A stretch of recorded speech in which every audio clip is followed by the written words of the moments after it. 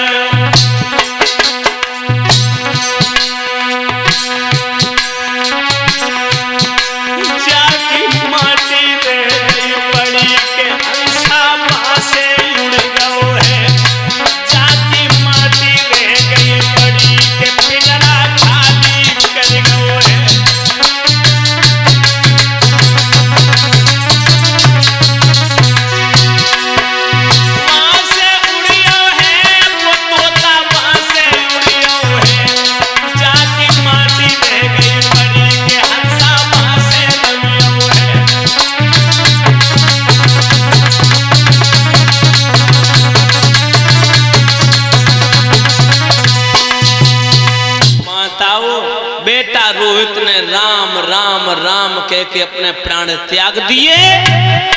मैया बेहोश हो गई थी। मैया एक घूंटे पर बेटा रोहित का सर रखे हुए थी। देवियों वो सर एक साइड में ढुलक गया।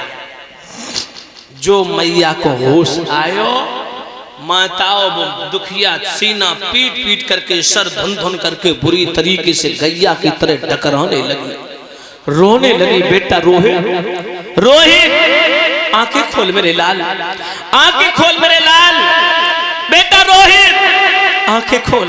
एक बार अपनी माँ को माँ कह के बोल, मैं कैसे जीऊंगी तेरे बगैर, तेरे पिता को कैसे मुंह दिखाऊंगी, तेरे पिता पूछेंगे तो क्या कह के समझाऊंगी। रोहित कोई नहीं है मेरा, दुनिया में कोई नहीं रहा, तेरा इशारा लिया था, तू भी बीच मझधार में छोड़ करके चल बसा। और माता और मैया बुरी तरीके से बिलखने लगी।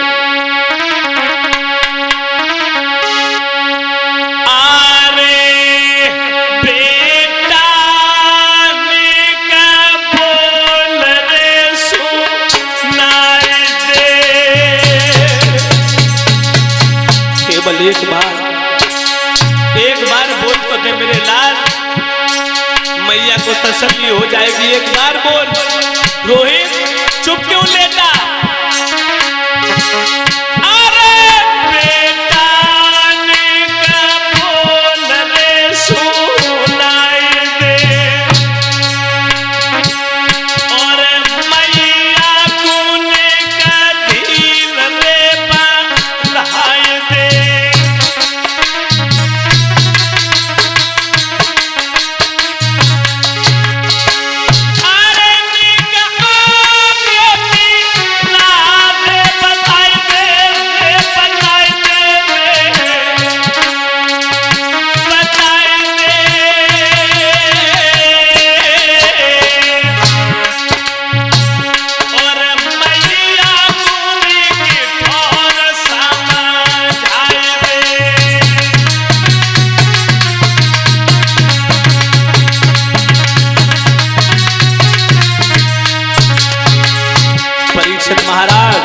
बुरी तरीके से मैया अपने बेटा की लाश पर रहने लगी, बिलखने लगी, दहाड़ने लगी।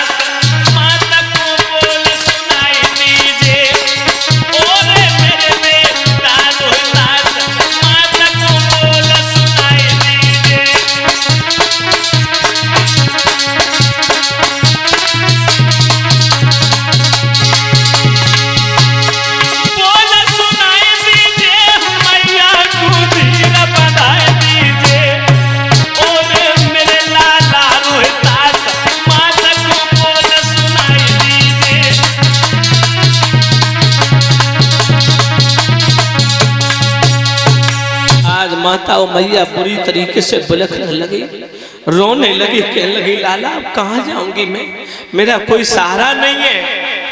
आंखें खोल मेरे लाल। और परीक्षित जी जिसका इकलौता बेटा माँ की गोद में प्राण त्यागे, उस माँ को कौन धीरज बना सकता, कौन धैर्य धारण करा सकता है। मैया ने बेटा की लाश को गोद में लिया और दहाड़े मार मार करके रोने लगी।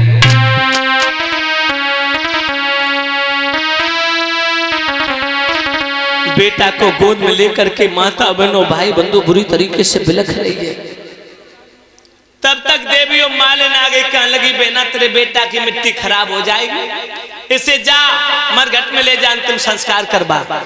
मैया ने आधी साड़ी फाड़ के बेटा के ऊपर डाली, बेटा को गोद में लेकर के चली। भादों का महीना, हाथों हाथ कुछ नहीं दिखाई दे रहा। मरघट में पहुंची, रोती जा रही है, लकड़ियों को एकत्रित करती जा रही है, रोती जा रही है माताओं। उसी मरघट में पहुंची जिस मरघट में महाराज हरिश्चंद्र पहरा दे रहे थे। देवियों, जो राजा ने खटपट की आवाज सुनी, हरिश्चंद्र तो पास में आए, बोले कौन है तू?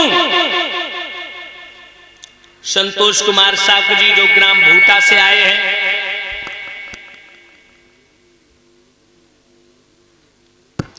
संतोष कुमार साक जी जो ग्राम भूटा से आए, 101 मुद्राएं देकर के व्यासपीठ को सम्मानित कर रहे। भगवान सुख और शांति प्रदान करते हुए कामना करेंगे प्रभु से। ध्यान रखना देवियों, राजा हरिश्चंद्र लाठी को टेकता हुआ आया, कहने लगा